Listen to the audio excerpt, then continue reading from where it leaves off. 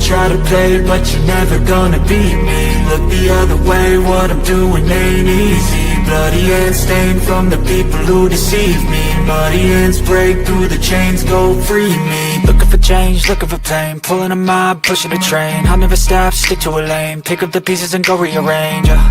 I'll be the best above all the rest, put me to the test and expect nothing less, you check as I'm chess, what's happening next, yeah. He got the venom, a tangible weapon, no coming in second. This life is a lesson, he got a new engine from pain, it's a blessing. New focus, no guessing, just bold and obsession, all in his possession. You got their attention, I'll leave an impression and take your redemption. Just kill, no discretion, your mind is a weapon. 11-11, it's time for progression, You could try to play, but you're never gonna beat me. Look the other way, what I'm doing ain't easy. Bloody hands stained from the people who deceive me. Muddy hands break through the chains, go free me. People like sheep move feet, hurt it easy.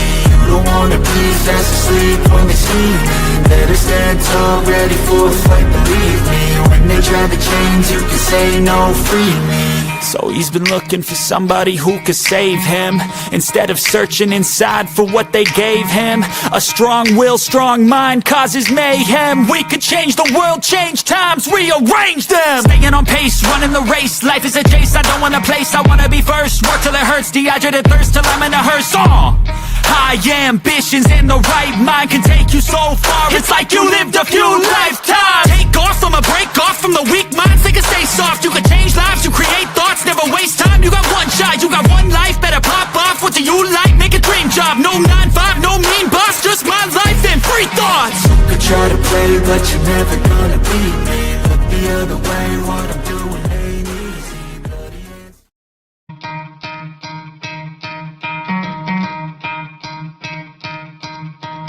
You could try to play, but you're never gonna beat me. Look the other way, what I'm doing ain't easy. Bloody hands stained from the people who deceive me. Muddy hands break through the chains, go free me. Looking for change, looking for pain, pulling a mob, pushing a train. I'll never stop, stick to a lane, pick up the pieces and go rearrange. I'll be the best above all the rest, put me to the test and expect nothing less, you check as I'm chess, what's happening next, yeah. He got the venom, a tangible weapon, no coming in second. This life is a lesson, he got a new engine from pain, it's a blessing. New focus, no guessing, just bold and obsession, all in his possession. You got their attention, I'll leave an impression and take your redemption. Just kill, no discretion, your mind is a weapon. 11-11, it's time for progression, You could try to play, but you're never gonna be. What up, what up, what up, Finn fans? Good morning to you. I'm Big C, and welcome to another episode of the Finn Posse Podcast, brought to you by Game Changers Media. How is everybody doing this morning? How is everybody doing this morning? Good morning, Aqua, Bonnie, JD the Great, Noah. Thanks for tuning in, Noah. I seen you in there last night. I appreciate it, Noah. Thank you. Thank you. I continuously try to work on making the show better, and the intro is definitely something I work on. JD the Great, you think I did all right? I was kind of nervous, I was telling my wife before I went to bed last night, I was like, when I said I was going to start talking on YouTube and made this little Dolphins page, did you ever think that I was going to be talking to the people I'd watched on TV? And it blows my mind that, I actually have even gotten to that point. You know what I mean? And I know that nobody on there is like, we're not talking Brad Pitt or, LeBron James or no huge celebrities, but it's just crazy that, I used to watch these guys every day, and I still watch them every day. To think that like I was on the show was like surreal, and it was a nice feeling. I was definitely a little bit nervous, but I had fun. They're great people, and I appreciate them. Make sure you guys check out the Hardcore Sports Network. Listen, they do great things. They cover all sports. It's a great company. Check them out. And again, shout out to the AFC Roundtable. Them guys over there at Roundtable Sports are absolutely fantastic. And I had a blast talking football with them. I can't wait to meet up with them. I'll probably be at one of their events this year. Hopefully the Miami one this year. Good morning, Cat for Life. Good morning, good morning, good morning. Listen, we've been breaking down different positions and needs for the Miami Dolphins. We started out with we do offensive guards first, and then we moved to the defensive tackle position.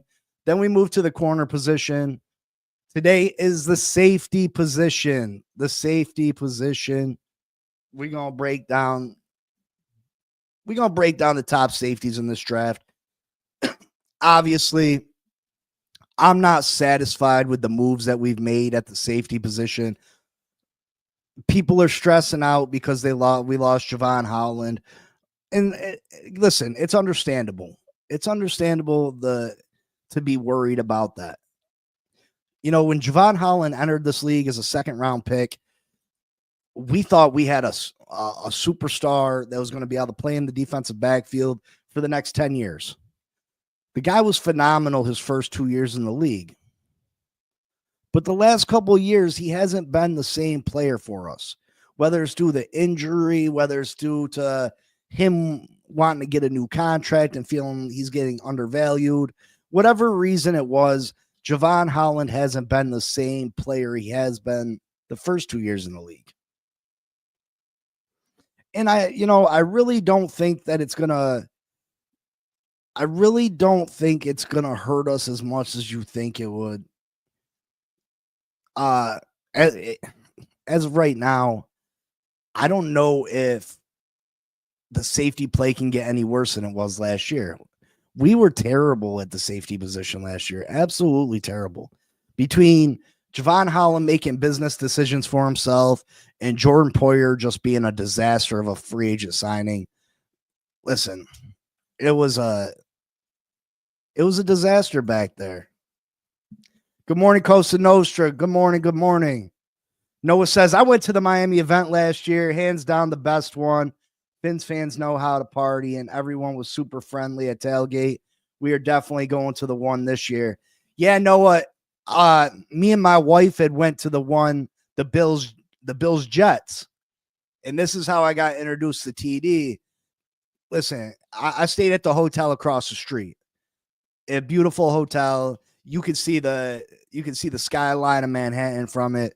It was a really nice hotel. But you couldn't get over to the stadium is right next to this huge ass mall. This mall's got a ski slope inside it. It's got a ski slope. You can go skiing inside this mall. So me and my wife, we had went over to the mall earlier in the day and you had to drive over there, which is a pain it's right across the street. I'm in New York, Aqua. I'm in New York. But we went over to the mall earlier in the day, had some lunch and stuff, walked around, bought some shoes, bought the wife a few things. And it was right across the street, literally right across the street. I could see the mall from our hotel room, but it was a pain in the ass to get over there, of course. And then, of course, like you could see through certain windows in the hotel, you could see the stadium parking lot. And what was crazy is the night before the Bills-Jets game, which was a Monday night game, they had Sunday night football there too, the Giants versus the Bengals. And like the parking lot was it was crazy. But anyway, we took a Uber over the next day for the football game, and the Uber could only drive us so far, and the tailgate was way on the other side of the parking lot. So I legit am the only person in this whole parking lot filled with thousands of Bills, thousands of Jets fans walking through with my Dolphins gear on.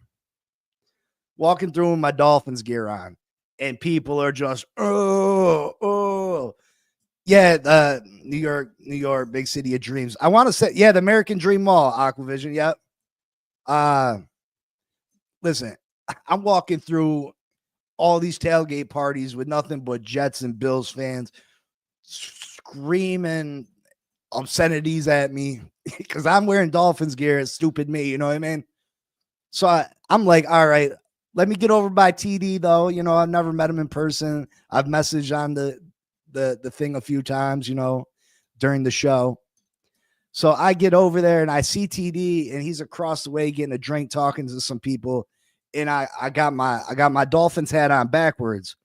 and like I'm searching the crowd and I see him, and like his eyes flash past me, but they come right back to me because he's seen the color of the hat. He's seen the color of the hat. And he looked at me and we made eye contact. He was like, and I was like, and he was like, and I turned the hat around. He was like, oh, and he ran right over to me. TD wasn't wearing no Dolphin shit, mind you. Mind you, TD wasn't wearing no Dolphin stuff. He was wearing all round table. He was smart about it. He was wearing all round table sports stuff. So he came over. We started kicking it, and you know, he is very generous to me. I asked if we could. I told him I was a new content creator, and he's like, "Let's work together." I was like, "That's awesome." And I thought he was just being nice, and he was gonna eventually blow me off. And I was like, "Well, how you want me to get in contact with you? Like through email?" He's like, "Nah." He's like, "Here." He's like, "Call my phone right now, so I have your number." I was like, "Oh." Okay. Good morning, Timothy. So that's why, you know what I mean? You can disagree with uh TD's vision on the Dolphins. You can disagree with his opinions on the Dolphins. But TD has been nothing as a human being. TD has been nothing but great to me, and I appreciate him. And you know what I mean? I don't agree with everything he says. I don't agree with a lot. Just because I don't agree with you doesn't mean I can't like you or that I don't think you're a good person. I'm about to call someone out this morning. That doesn't mean you shouldn't go check out their content. That doesn't mean I think they're a bad person. That doesn't mean I think I'm better than them.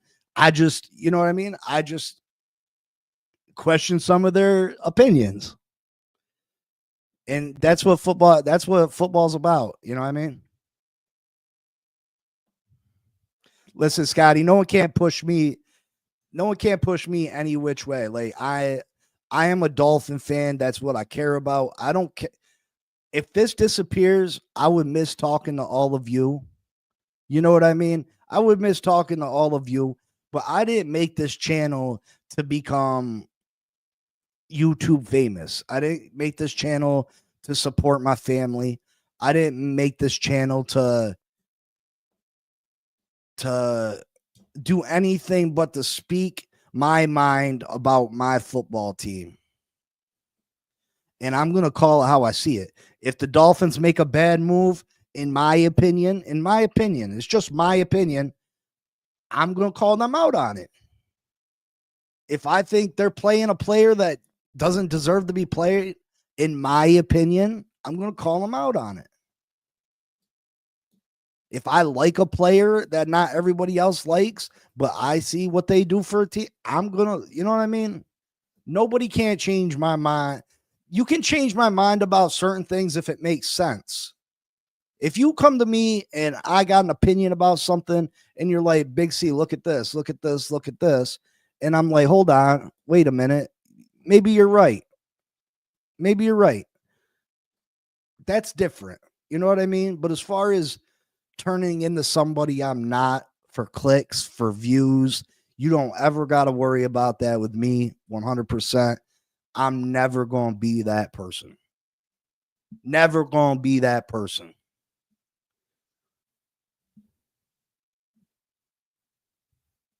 If it wasn't for strippers and knee surgery, I would have never found TD in other jails. Raphael, you crazy, stupid. Thanks, Noah. I appreciate that's all I can keep it. I don't know how to keep it any other way. You know what I'm saying? Not saying? But we're gonna break down some safeties today. Again, you know how I feel. If you've checked out the channel at all, you know how I feel. I feel like the Miami Dolphins need to address the trenches. Trenches. Thank you, Craig. I appreciate it for real. Like, it means so much to me. You don't know how much that truly means to me. Let's make sure we hit that like button for the kid. What? Yeah, but if you caught the show at all, you know how I feel. I feel like we need to address the trenches. But you know what? Glenn has gotten to me a little bit. And everybody knows Glenn in the Dolphin community. Glenn said some things to me yesterday that really had me thinking, really got me to thinking. He said that it's easier to get a corner in the first round and plug them in right away than to get a corner in the second round and plug them in right away. He said it's easier. I worded that wrong. I'm sorry. He said it's easier to plug in a defensive tackle into the second round and play immediately than it is for a corner. That was his reasoning that we should take corner first round instead of taking a corner in the second round. It's easier to start a defensive tackle right away if they've been picked in the second round than it is a corner. And I thought about that statement a lot. And you're absolutely right. You're absolutely right. I think it's easier to be a defensive tackle, a second round pick, a third round pick, to get in there and start immediately than it is for a corner picked in the same range. I think you got to be a top pick to be able to come into the league and start at corner. I don't think you can be that second, third round pick. I find it very difficult for them players. I think the corner position's a lot harder. You got to learn a lot more than what, you know what I mean? Defensive tackle, you get in and you can push forward at the very least. At the very least, you can get in and, use your strength, use your size, use your agility. At corner, it's different. So now Glenn got me thinking maybe we should visit taking Will Johnson with the 13th pick in the NFL draft. And there's no other corner that I'm willing to take at that position. None of the other guys are worth the 13th pick in my opinion. None of the other corners that were on the list are worth the 13th pick. Now people say the kid from Texas, Jade. Jade is more of a slot corner to me. We need a big body corner. Speak of the devil, there he is. Glenn, I was just talking about you. Glenn. I said you might have switched me over to the dark side with your cornerback talk. You might have switched me over. I'm leaning towards the dark side now. You talked me into it. Yeah, let me know that, we can get a defensive tackle in the second round that can start immediately. But a corner's not going to be able to start immediately if we get him in the second round. So, I mean, I'm still debating what the Dolphins' best options are, because I would like us to trade back in the first round, get an extra second round pick, get an extra third round pick. I really would. I agree. Take Johnson if he is there. If not, then go for the trenches. See, if Johnson's not available, I think you trade back to 20, 21, 22, 23. I think you can still get Kenneth Grant. You get an extra second rounder, and then maybe you try the pot. We got 10 picks. Try the push some of those picks together and move back up to the beginning of the second or the end of the first round, and you either grab your safety or you grab your corner then. Yeah, that's only if Glenn, that's right. That's only if Johnson's there, because there's no other corners that are worth it.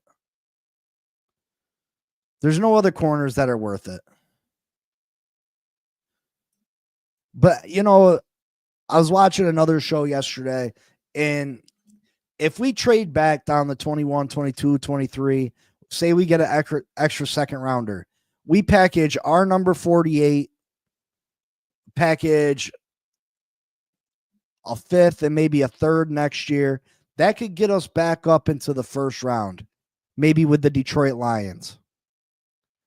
That might get us back up into that first round with the Detroit Lions. And I think you'd be able to get Malachi Starks. Let's say we got Grant and Starks. That's a pretty good start. I don't listen. If you go back and look, Scotty, and I know there's two very good safeties in this draft. Safety's not a popular pick in the first round. I think in the last 5 years, I think there might be a total of 5 safeties drafted in the first round. In the last 5 years, a total of 5. Now that number might be off 1 or 2, but there's been a couple of years where there wasn't even a safety drafted at all in the first round.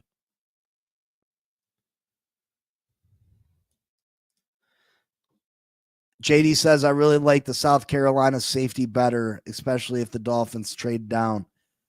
See, I think Emma Warren might go first. It depends, though. It really depends. Emma Warren doesn't have as much versatility as Starks does. But Emma Warren is a heat-seeking missile, big body, still runs a 4.3. Phenomenal. He's phenomenal. They're both phenomenal. I don't think you can go wrong either way. I will go Johnson and Starks. I don't know if you can get Johnson and Starks because you need that ammo to be able to trade back up to get Starks. What up, SFI outside? What's up? I feel the Emma Worry smoke from the combine is wearing down. I think Starks will go before him. Hey, who knows? It's all about who likes who and who's drafting when. You know what I mean? Some people are going to like Starks more. Some are going to like Emma Worry more. It's all about your preference. Glenn says, I believe teams will do what Philly does. If you want our second, you need to give us a third and a fourth and a second next year. We'll see. We'll see. If you add up the point value, I think if we were to pick up an extra second and we trade that away, and I think a third and a fourth this year and a third next year will get us to the Lions pick.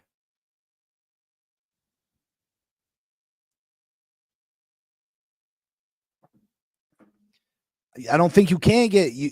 If we trade back up, then we're giving away assets that we didn't get when we traded back. I'm not willing to give up our second round pick. You know what I mean? I want that extra second because then you can get a defensive, you can get another position in need. I don't want to give up both second. I want to have 2 second round picks. Well, then it would be 2 first round picks and a second round pick. But JD, I would love Watts at 48. Shoot, Philly is just a championship. Yeah, Philly. Philly is the perfect blueprint. They're the perfect blueprint on how to do things. Perfectly. They got players in the background ready to come in and start immediately, and they don't have to pay. Listen, they didn't give Milton big money. They let Milton walk. They didn't give Milton no $30 million a year, $25 million a year. They let him walk out the door because they had a replacement behind him. They still got Carter over there.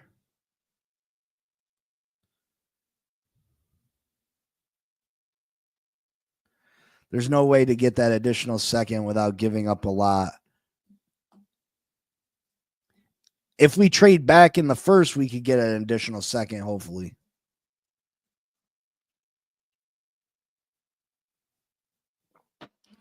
I'm talking about trading back in the first and picking up a second round pick. Trading down from 13 to 23, getting an extra second.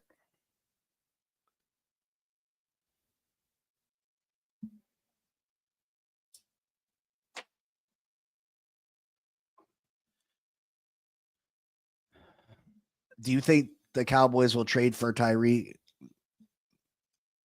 No, I don't think we're getting rid of Tyreek. It doesn't financially make sense.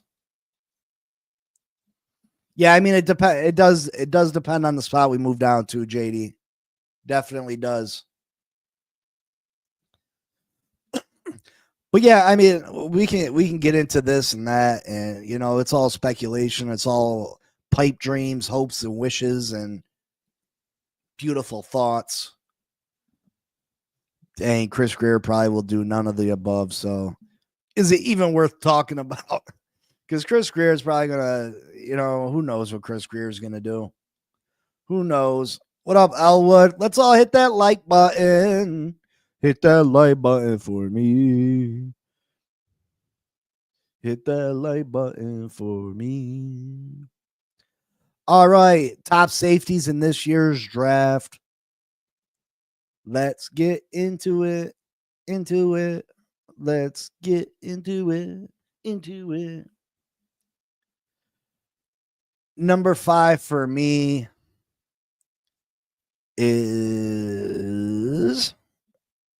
Sebastian Castro, Iowa. Sebastian Castro from Iowa. Sebastian Castro from Iowa.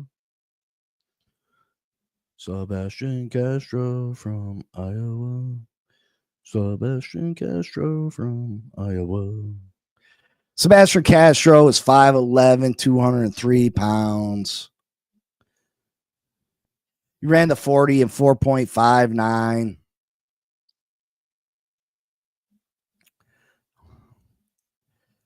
He's got a tackling grade of 67, run defense 87, coverage 83, zone 73, man press 85.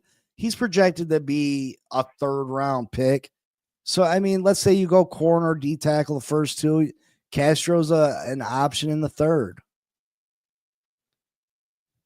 Castro would be a nice option in the 3rd. He plays with a controlled violence near the line of scrimmage, showing natural feet for navigating traffic and closing running lanes with authority. He's exceptional at processing speed, allows him to diagnose route combinations and trigger downhill against screens and quick game concepts. So he attacks the screen like a violent man. He's quick with it. He's able to get in there and make the tackle right after the ball carrier makes the catch. He brings the linebacker's mentality to run support, consistently maintaining leverage and showing no hesitation to mix it up with pulling guards. So he ain't nervous. He ain't going to back down from these big guards that hit the second level. He going to make contact with them. He going to try to get through them. He going to run. He going to try to run through them. He ain't scared. He ain't nervous. He takes great angles to the football and arrives with bad intentions. He's looking to knock your head off. You know what I mean? Not literally, because that would be a penalty and that would be bad. But he's trying to separate you from the ball. You know what I mean? He drops his hips to drive through contact as a tackler. He showcases veteran savvy in underneath zone coverage. He baits quarterbacks and jumps the throwing lane.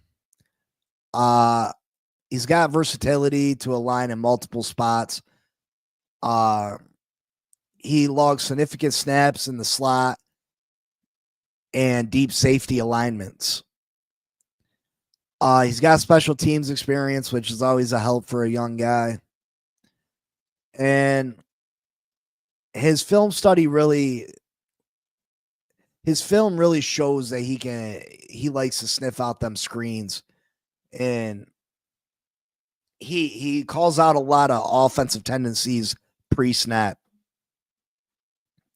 Sebastian Castro in the 3rd round would be a very nice pick for us. He'd be a nice option. I think he could be a day 1 starter for us, to be honest.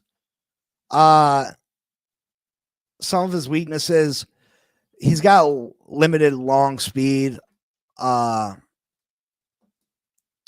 He's got explosive traits and man coverage, but if the play gets extended, it's almost like he runs out of gas. He just don't have the speed to keep up with the top speed receivers.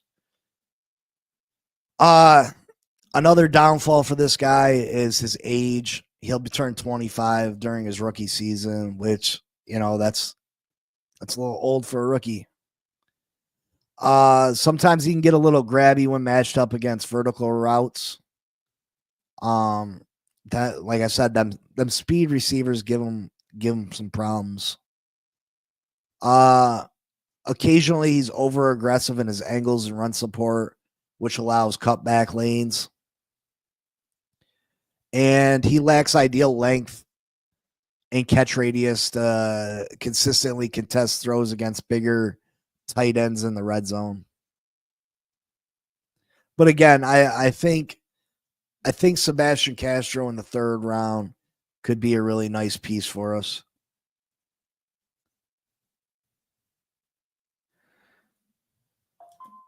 His combine sucked. Noah said, it sounds like you got, sometimes people's combines ain't great. And, they're just good football players. It shows up on the field. Noah says, it sounds like you guys need another 2 years to build this team up, but I didn't think your GM and head coach had the time left. If they have a season like last year, will they keep him? I mean, I hope not.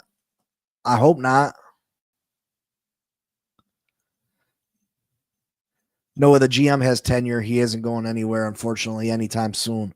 Yeah, but Cosa Nostra, he might not be the GM long term.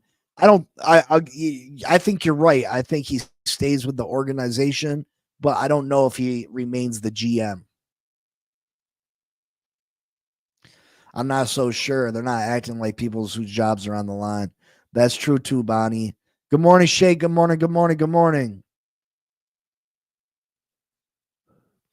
Can we hit that like button?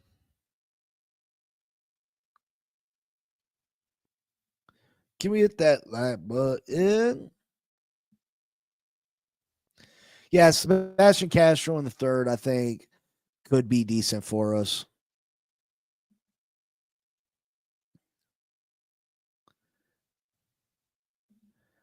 Next on the list. Next on the list. We got Andrew Makuba. Safety out of Texas. All my exes live in Texas. Andrew Makumba, safety out of Texas.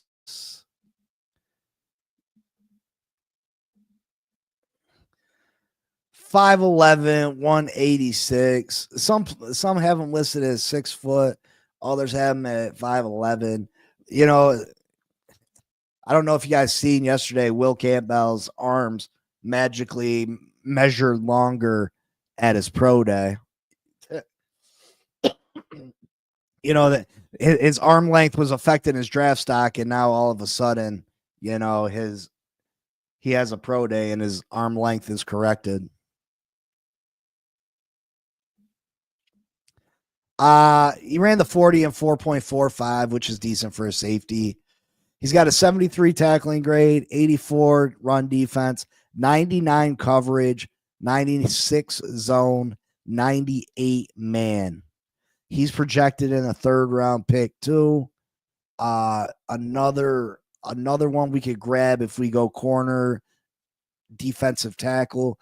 I think Castro and Mukumba give you that opportunity to get 3 starters in this draft.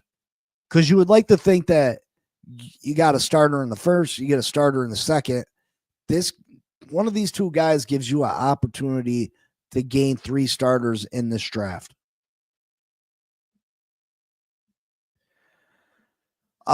Strengths. He's an explosive athlete with elite speed and change of direction ability. Makes him a menace in coverage. Watched him mirror a slot receiver step for step against Georgia before breaking up a critical third down pass. The guy shows exceptional processing speed in zone coverage, consistently jumping underneath routes before quarterbacks can release the ball. His first quarter interception against Michigan was textbook route recognition. Go out and check that out. His first quarter interception against Michigan. Versatile chess piece who's logged significant snaps at deep safety, in the box, and at slot. Rare to find a defensive back who can legitimately play all three spots. He's got natural ball skills that jump off the tape. He tracks the deep ball like a receiver and shows good hands to avoid tipping. He shows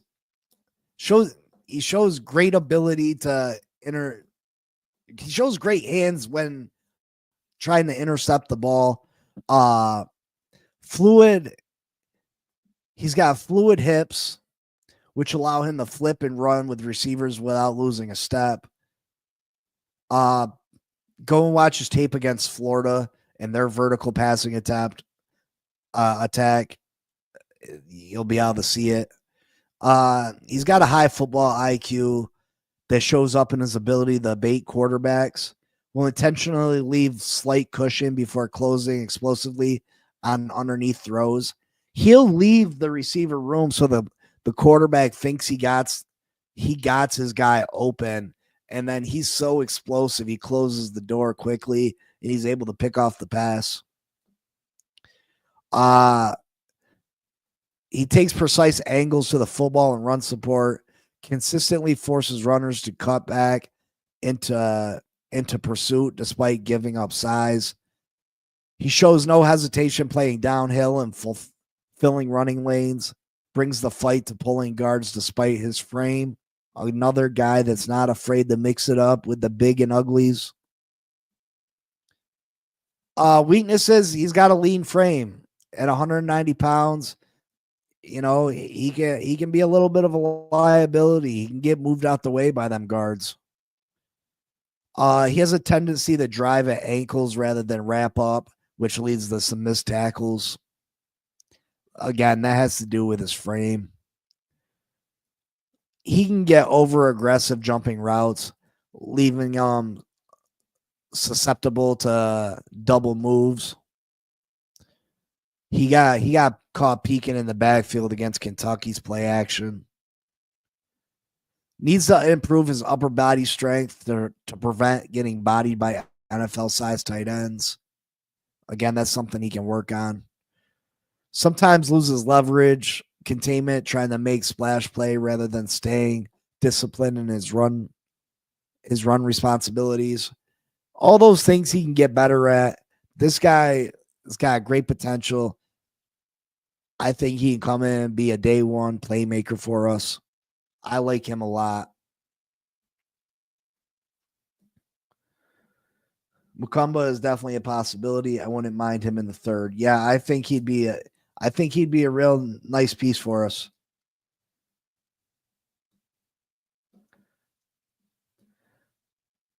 Single is my guy, and we could get him in the fourth.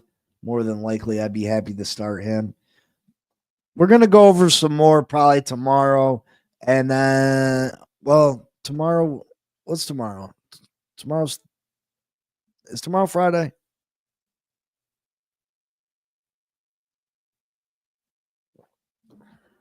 They put Campbell in the rack to stretch him back to top. If Armstead does not come back, Miami will need a tackle guard in the first or second for sure. Yeah, interesting thing. The Miami Dolphins, they allotted some of Sam, and Scotty is our salary cap guru on here. They allotted like what, 3.6 million Zach Wilson's contract to next year, which gives us more cap room for this year. I think we got $21 million. And why would Chris Greer do something like that unless Chris Greer has something brewing, whether it's does he know something about Calais? Does he know something about maybe Armstead's coming back and they need to fix the cap to make room for him?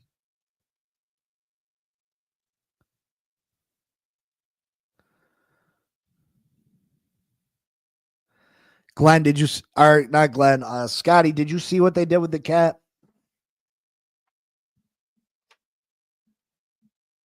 Do you got an opinion why they would do something like that?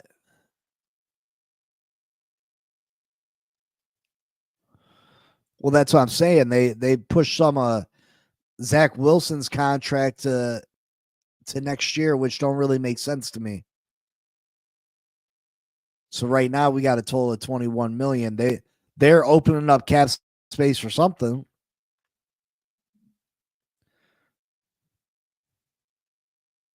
They're opening up some cap space for something.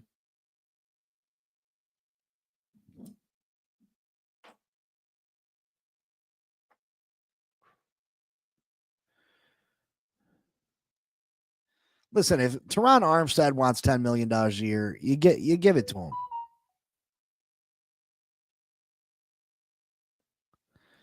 What a joke. Greer's getting desperate, pushing. I mean, he didn't push the whole contract. It was just some of it.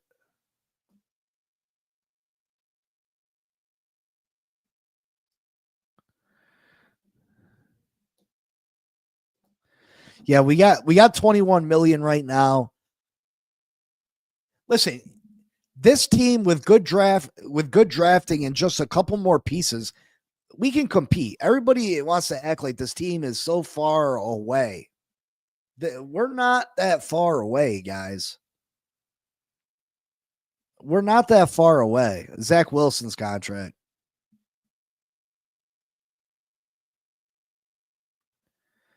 We're not that far away. Let's say everything went perfectly for us. Let's say everything went perfect. Let's say Calais comes back and Armstead comes back. So that would leave us needing another guard.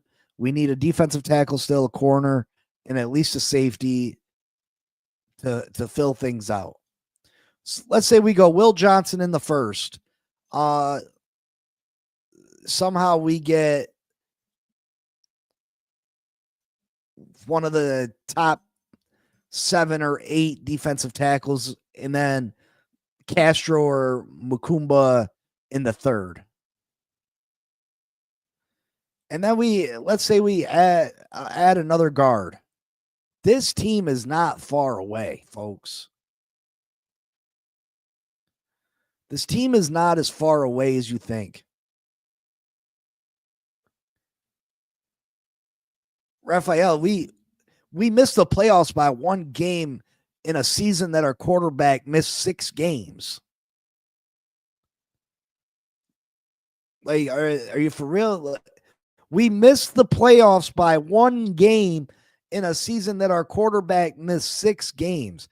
If Tua can stay healthy, how are we not a playoff team?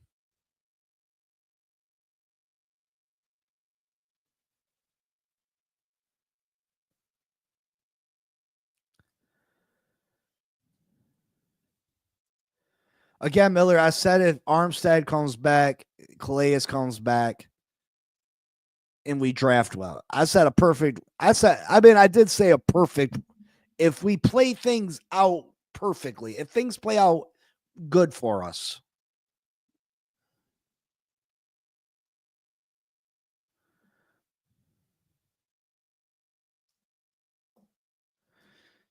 But even if all those things don't go right, we could still compete.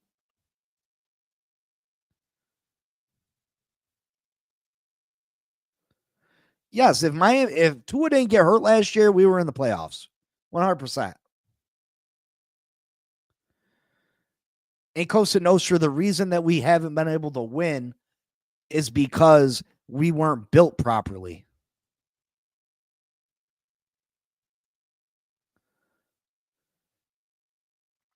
JD the Great, there's plenty of time.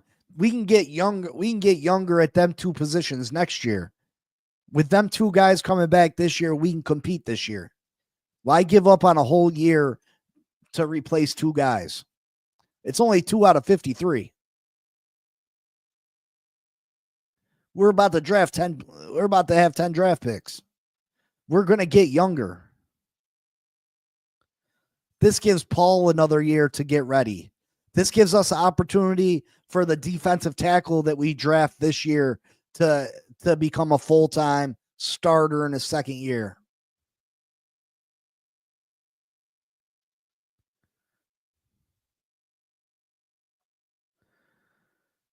When you can predict your quarterback to throw interception in key moments to succeed, it's because they know we're throwing, though, bro.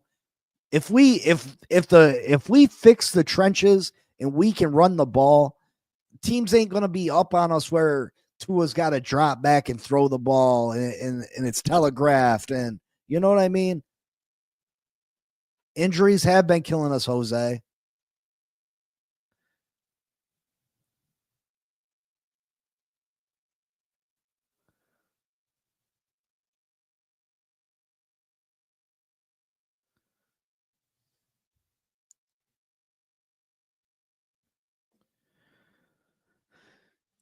Maybe we do got $6 million to play with, Sky, but there's still opportunities for them to create more cap space.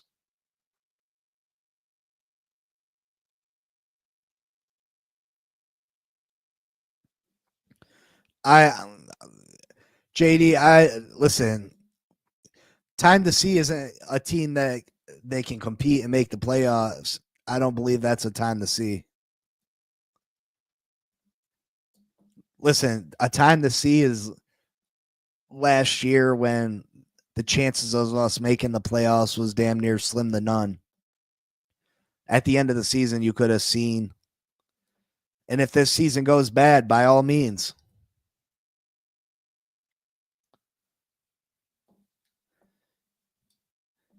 But like, yeah, Scotty, I mean, it doesn't have, like I was saying, Brooks's contract can get fully, you can just hand him the cash and it doesn't have to be a restructure. So that creates another $6 million. That creates another $6 million, Scotty. They can just pay, they can turn his salary this year to a signing bonus. It's no more new money. It's no more nothing. That's $6 million right there. So that would give us 12.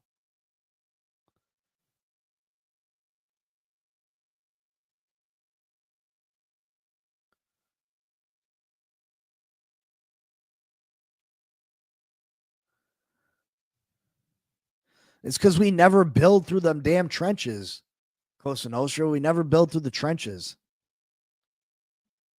That's why I was so against everything else.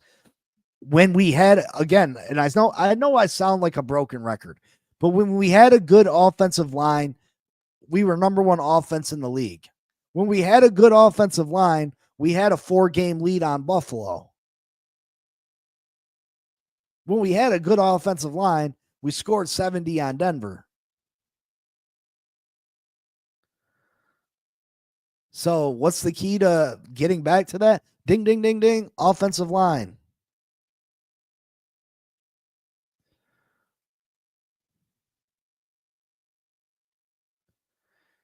He's going to give that cash to him anyway. It's his salary this year, Scotty. I mean, that he going to pay him that money anyway.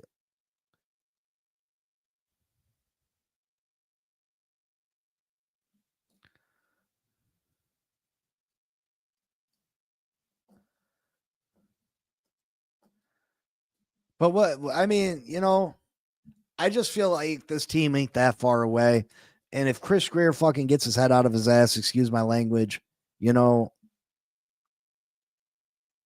maybe, just maybe.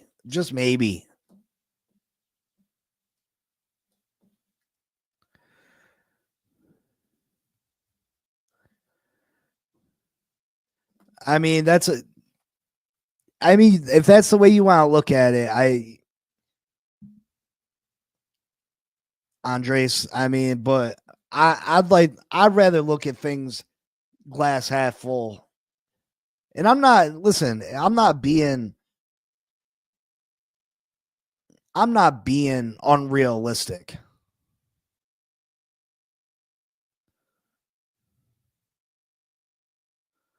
I think Tua's good enough to win us football games, and I think Tua's good enough to win us playoff games. It all depends on him staying healthy. And that's why I can't support him being the quarterback. So much relies on Tua staying healthy. And he just can't he just can't do it. He just can't do it.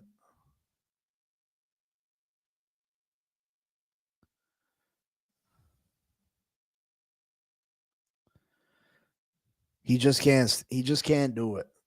That's why I don't support him being the quarterback long term.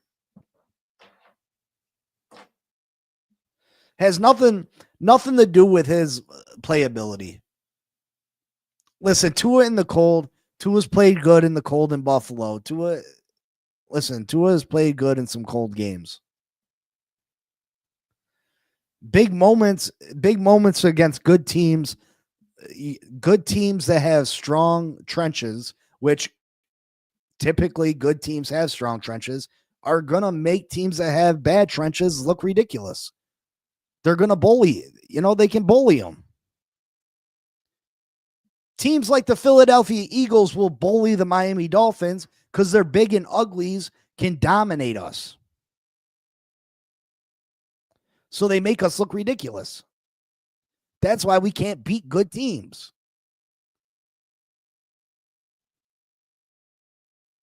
As far as the Buffalo Bills, Josh Allen is just so much better than Josh Allen is a beast. You can't lie.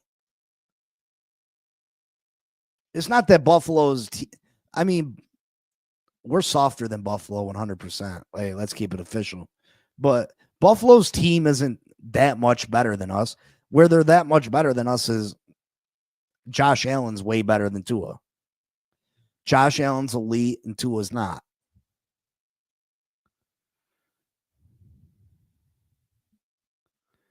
They did, Scotty, but even teams like Baltimore, Kansas City, you know what I mean? The better teams got better trenches than what we got. You don't got to be afraid of Tua, but Tua's not a bad quarterback. Tua's not a bad quarterback.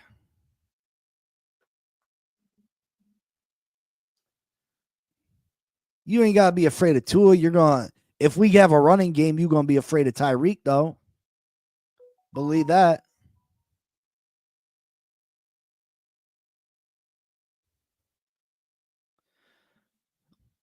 Please tell what potential Hall of Famer Chris Greer has drafted. I'll wait. When did I ever say that he drafted when did I ever say he did that?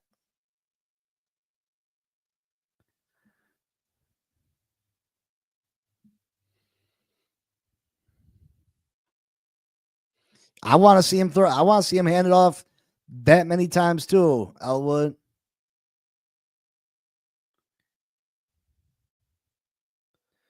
Listen, I'm not saying it's not a factor in his play, but good teams in cold weather run the football. They stop the run. Two things that we struggle with. Tua has played good in cold weathers in Buffalo. I've seen it. I've seen it with my own two eyes.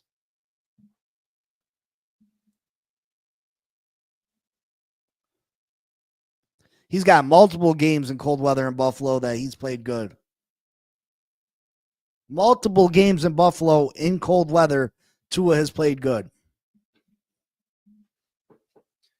But it's about the trenches. It's about the trenches.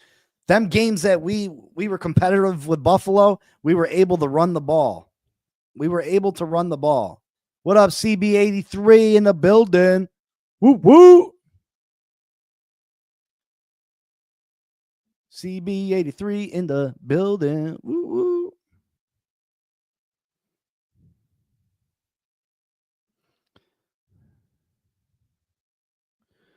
CB83 in the building.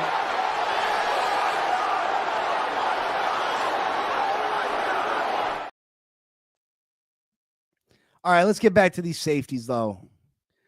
Uh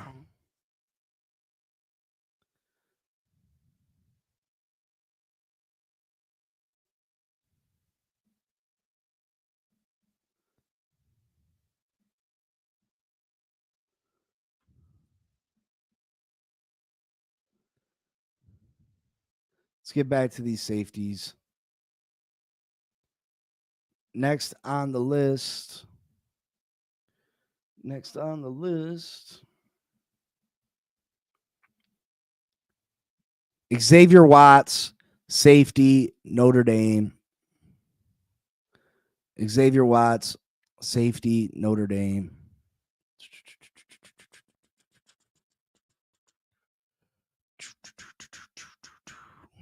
Xavier Watts, safety, Notre Dame. Safety, Notre Dame. Safety, Notre Dame.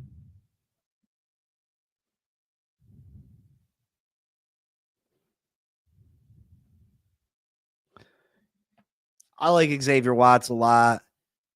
6 foot, 204 pounds. He ran the 40 in 4.49. Tackling 79%. Run defense 80. Coverage 93. Zone 92. Man press 85. He's projected to be a mid-second rounder. So, I mean, if we stay put with our draft picks, we could probably definitely get him at number 48. If we don't do any moving and shaking, there's a possibility that he's there at number 48. He's got exceptional play recognition. He's got an offensive background, so that helps him.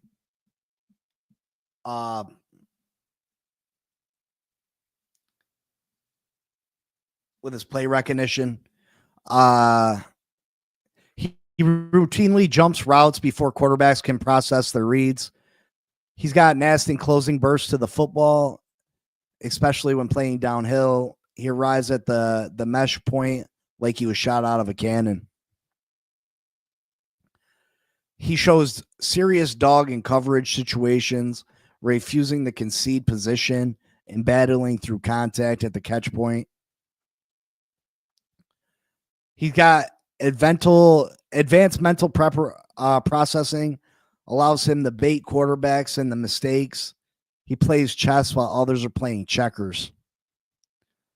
He's got violent hands at the point of attack and run support, consistently stacks and sheds bigger blockers to make plays. He's got elite ball skills that translate directly from his receiver background. Lots of times these guys, these safeties in these corners are receivers turn corners because they can't catch well. And other times it's just because maybe they weren't big enough. Maybe they weren't fast enough. This guy can catch the ball. He's gonna produce turnovers for you. He high points passes like he's still running routes. Again, receivers are typically better than corners at high pointing the ball. And he does it like a receiver. He's a versatile defensive weapon who can rotate from single high to box safety seamlessly within the same series. And he's a special team ace. His combination of speed and his physical ability. He brings the thunder on coverage units. He looking to take someone out on punt coverage. Weaknesses: he can get over aggressive pursuing plays, occasionally taking angles that leave too much space for cutback opportunities. He's still developing his man coverage technique. He opens his hips early against savvy route runners. He shows some tightness when forced to flip and run vertically. Better playing forward than backward. His tackle technique needs some work. He relies too heavy on momentum rather than proper form when bringing ball carry. He relies on that initial contact of him bringing the boom rather than wrapping guys up, which isn't a good thing. But again, that can be taught. Uh, Zone awareness remains a work in progress. He can lose track of crossing routes while eyeing the quarterback. Again, all things that he can get better at. He's got great potential, though. I think he'd be a nice safety option for us in the second round if we miss out on the top two.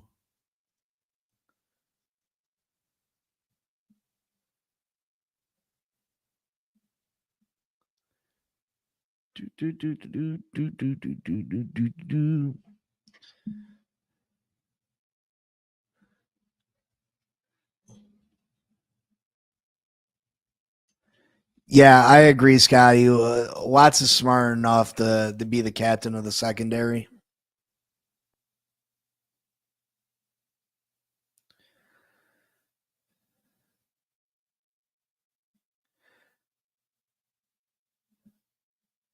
Yeah, well, Glenn got me on that Will Johnson thing, CB83, and I was available Tuesday too.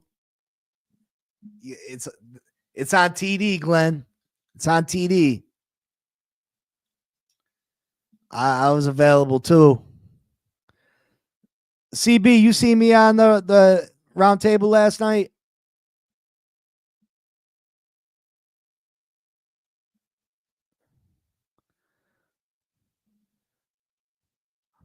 All right. Are you ready? Are you ready? For the thousands in attendance and the millions watching home on TV, let's get ready to get to the top two safeties.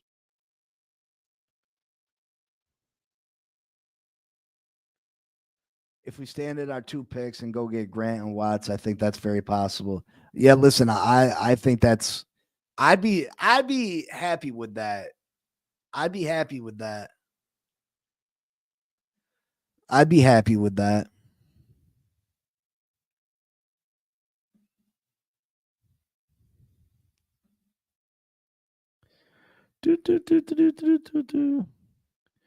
All right, number 2 on the list, and which this is debatable. You know, some are going to have him at number 1, some are going to have him number 2. You know, it all depends on your preference. I'm gonna hit it the way that I feel, just because of how versatile the other one is. So number 2 on the list, on my list, I got Nick Emawari, safety, South Carolina. Nick Emawari, safety, South Carolina. Nick Emawari, safety, South Carolina. Make sure y'all hit that like button for me, please. How many likes we got right now, huh?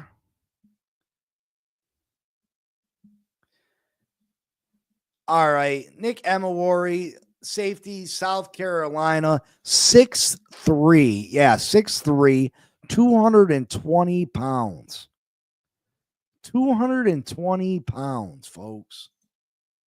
He is a beast of a man for the safety position. Not only is he a beast of a man at the safety position, the guy runs a 4.3840, bro. That's insane. Absolutely insane. Absolutely insane. He's projected first, mid first. But who knows? Listen, the draft hasn't valued safeties very highly the last 5-6 years. They just haven't. Like I said, there's only been about 5 safeties that have gone in the first round in the last 5 years. Think about that. 5 safeties in the last 5 years.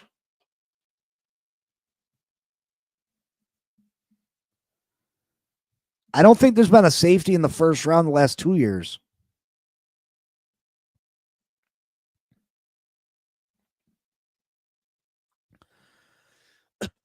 All right, the guy is a freak. His size and speed combo jumps off the film. His 4.38 speed in a linebacker sized frame creates serious matchup problems for offensive coordinators. He's a nasty striker and run support who plays downhill with bad intentions, consistently punishing ball carriers who dare to enter his territory. Yo, tell me that doesn't sound absolutely phenomenal, crazy, impressive. I wish someone would write a sentence describing me like that. A nasty striker run support who plays with bad intentions, consistently punishing ball carriers who dare enter his territory.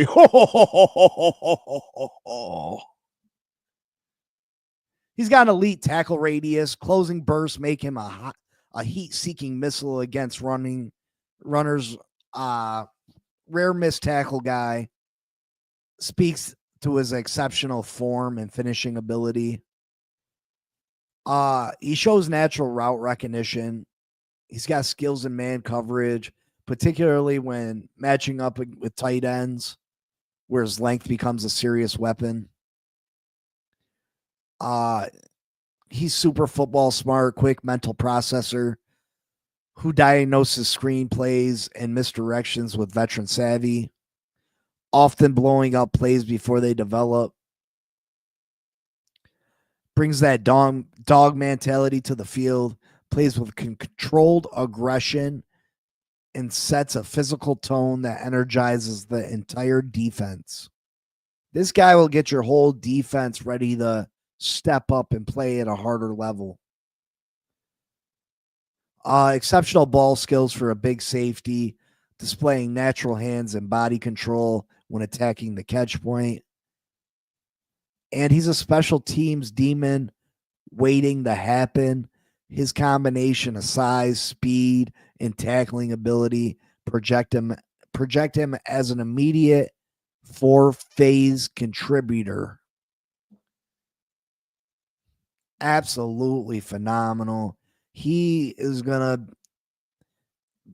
in a year or two, they're going to be talking about this kid as one of the top 2 or 3 safeties in the whole league. You want to forget about Javon Holland and the Miami Dolphins. You draft Nick Emawari. Javon who? What? Weaknesses, he can get overly aggressive attacking downhill. His high cut frame leads to some transition limitations, when forced to flip hips and run with shiftier receivers and man coverage. Sometimes relies too heavily on physical gifts instead of playing with proper technique. He needs a little work in his zone coverage. He can lose track of crossing routes when reading the quarterback's eyes. And despite impressive straight line speeds, change of direction ability shows some stiffness that can be exposed by elite NFL route runners. Typically, taller guys experience that, but there's not much not to love about this guy. Like, the best words to it, he's a freak. He's a freak. Will Johnson all day over Starks and Emawari. Yeah, I'm taking Johnson over Starks and Emawari myself. Jose, you feel like those 2 safeties are good enough? Because I don't.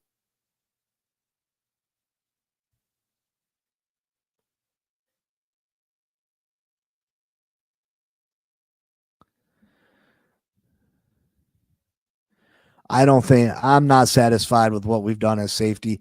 Can we have 21 likes? Do I got 21 likes? We got 21 in the building. Big C is the freak. Hey, I ain't no freak. I'm a married man. I was a good boy. Do we got 21 likes up in here?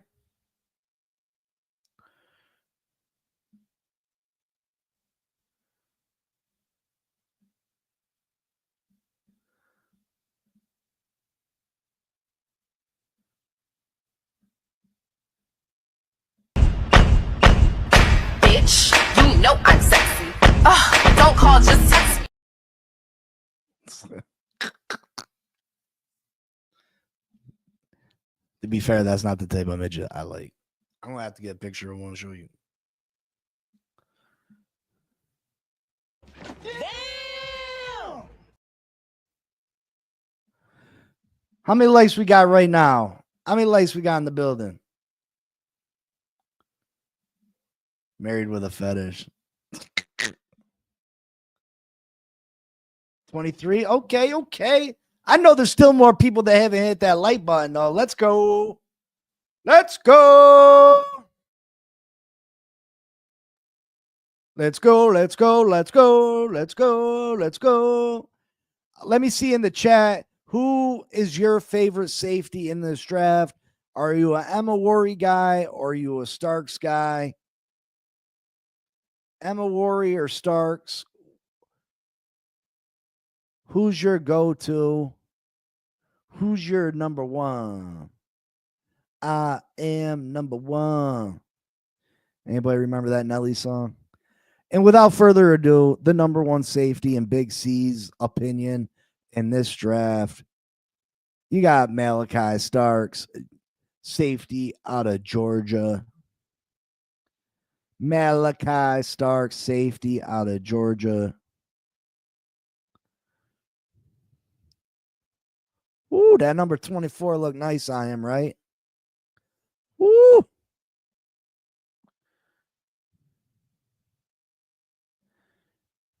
That number 24, I like it.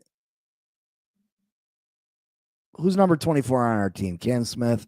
You're going to have to come off that jersey, Cam. You haven't done nothing. You're going to have to come off that jersey, Cam. Malachi Starks is 6'1", 197 pounds.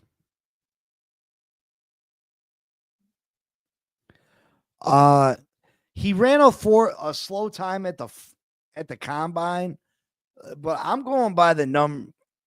Well, they've changed it. They did change it. This says his 40 is 4.5, but I've seen him run I've seen it where he said that he ran the 40 in 4.39.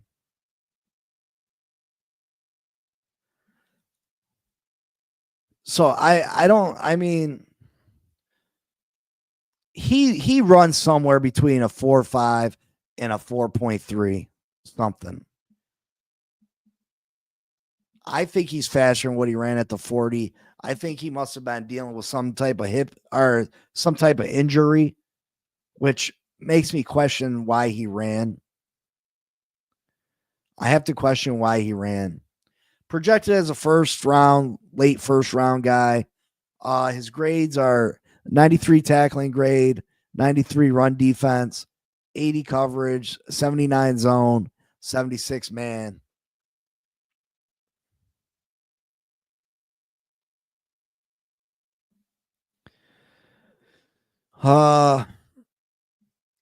Strengths. Devastatingly effective run defender who processes plays at warp speed, brings elite closing burst and surgical angles to shut down rushing lanes before they develop.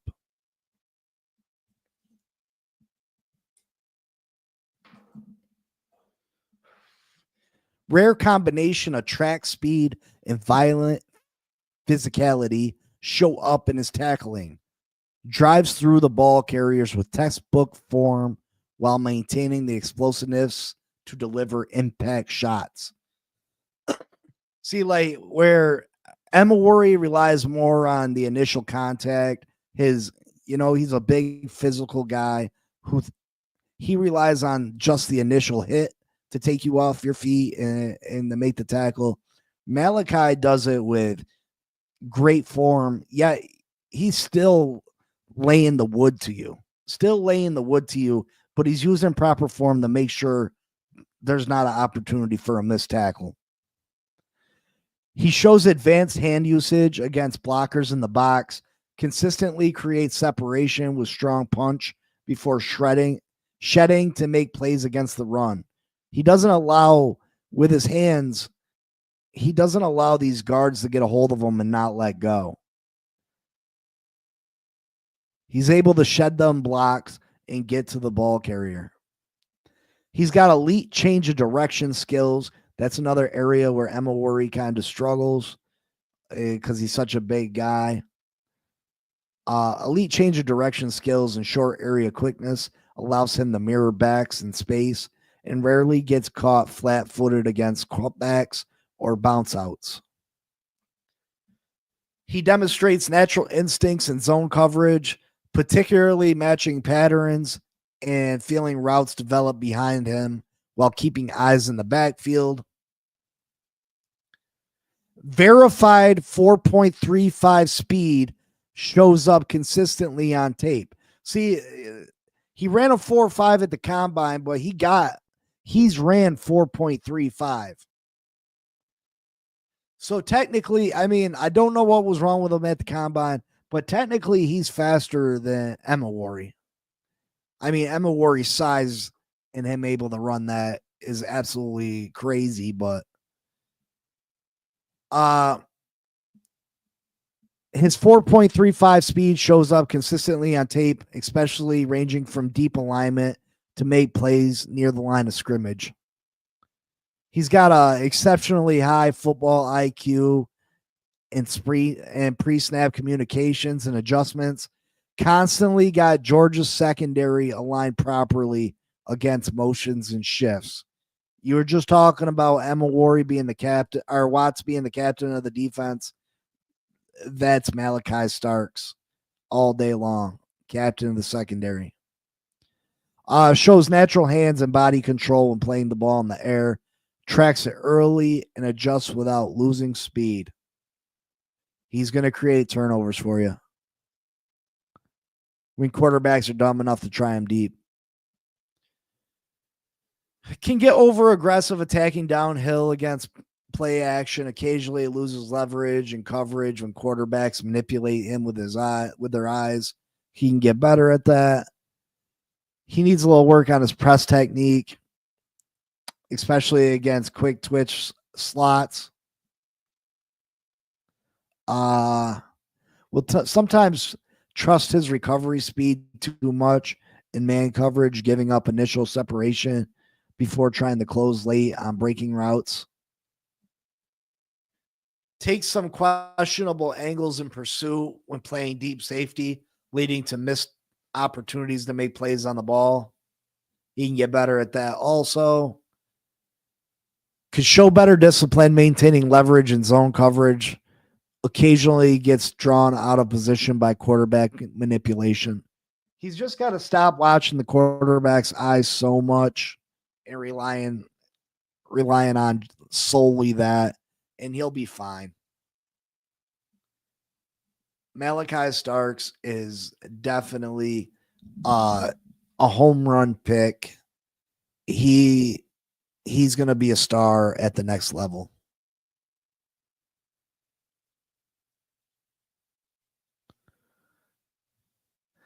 Well, someone said that there was a report that he was dealing with the injury at the combine.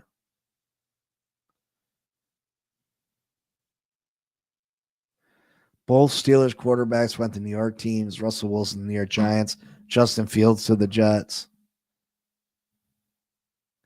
If the Eagles get Starks, I'm done with the NFL. But listen, somebody good's going to fall to the Eagles, and it's going to look absolutely ridiculous. The Eagles are going to get a fantastic player, and it's going to be ridiculous. Where you're just shaking your head like, how did they get him? How did they get him?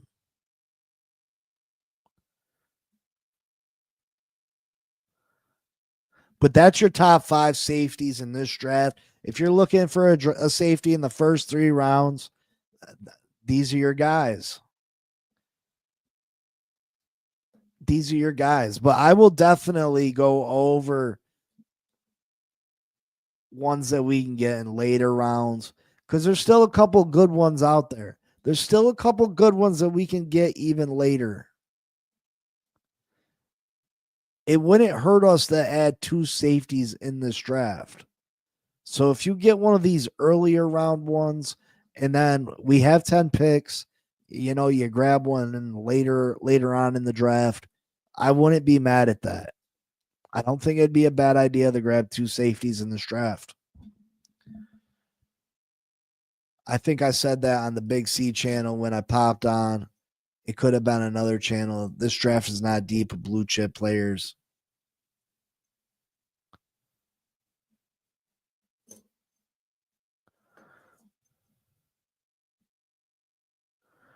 I wanted D Cooper, and the Eagles got him. Shake my head. Yeah, a second round pick. They got him in the second round.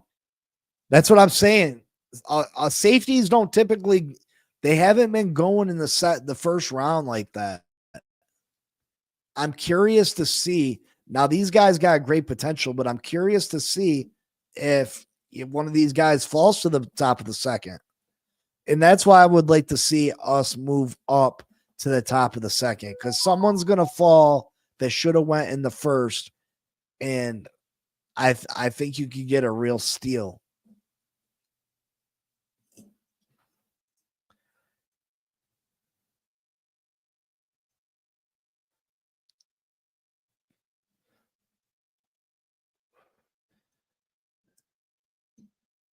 I feel like that's a low number, Scotty. I think there's multiple players in this draft that are going to be really good. They can have all pro careers.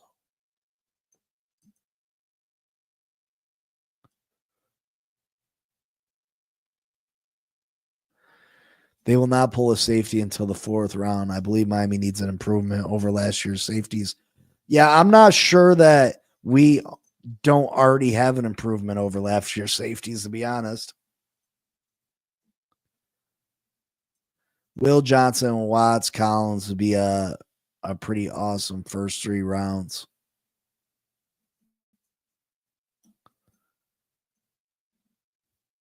Yeah, I went. That's not bad, Scotty. It's not bad.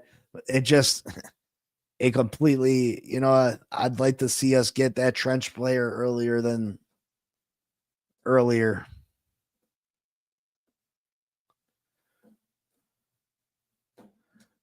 I'd like to see us get them trench players a little bit earlier. But yeah, that's your safeties. We're gonna do today is Thursday, right? Yes, today's Thursday. So we're gonna bang out a mock draft tomorrow, and then maybe I'll hit a couple safeties early in the beginning of the show. Some late round safeties that are a potential, maybe not a whole list. And then we'll hit up a mock draft tomorrow to end out the week. And why don't you guys think on tonight what show topics you would like for next week, so I can start putting those together? What things you'd like to talk about in the week to come as we get closer and closer to the draft. I'm preparing myself for Greer, not expecting D line until the 2nd at earliest. O line until the 4th. Yeah, Scotty. That's probably what it's. Listen, I can understand Will Johnson. Why can't I hear what? What emo was that?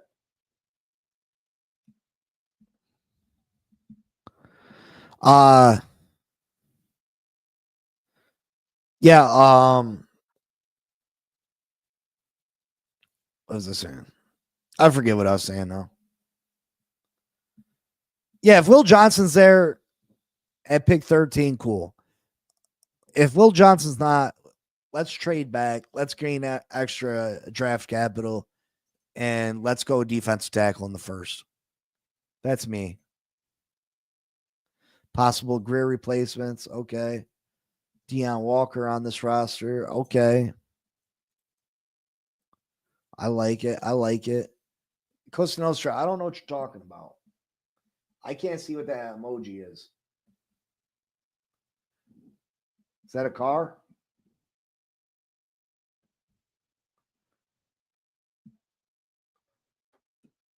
Possible Greer replacements. Oh man, I'll come up with some names. We'll talk about that next week. Maybe some Mike McDaniel replacements. We'll come up with some shows. But all right, folks, until next time, I appreciate y'all coming through. You know I love you. You know I do. I hope you enjoy your time here talking football with me. I enjoy talking. Well, Glenn, I wouldn't say he's not getting replaced. Greer might get repositioned. We may have a new general manager that's not Chris Greer, but I think Chris Greer might not be the general manager any longer.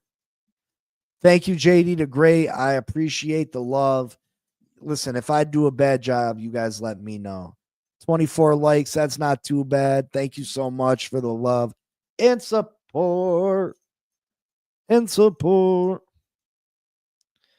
He is a survivor. I mean, I feel you, Glenn, but at some point he's gotta make the move.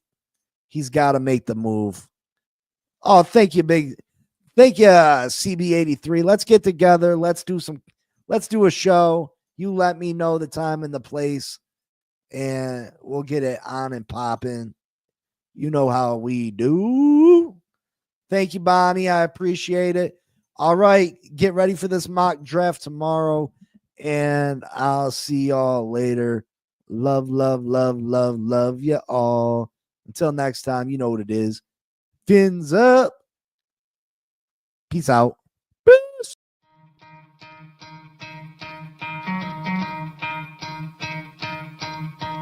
You could try to play, but you're never gonna beat me. Look the other way, what I'm doing ain't easy. Bloody hands stained from the people who deceive me. Muddy hands break through the chains, go free me. Looking for change, looking for pain, pulling a mob, pushing a train. I'll never stop, stick to a lane, pick up the pieces and go rearrange.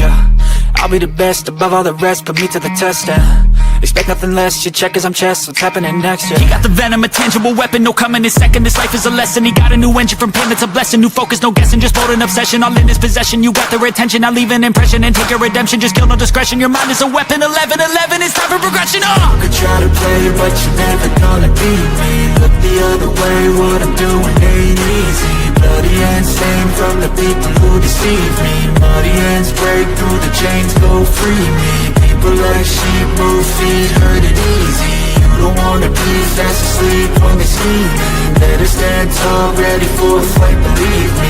When they try the chains, you can say no, free me. So he's been looking for somebody who could save him, instead of searching inside for what they gave him.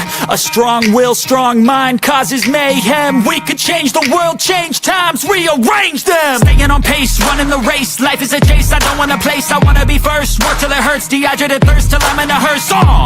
High ambitions in the right mind can take you so far. It's like you lived a few lifetimes. Take off from a break off from the weak minds. They can stay soft, you can change lives, you create thoughts. Never waste time, you got one shot, you got one life. Better pop off, what do you like? Make a dream job, no 9-5, no mean boss. Just my life and free thoughts. You could try to play, but you're never gonna beat me. Look the other way, what I'm doing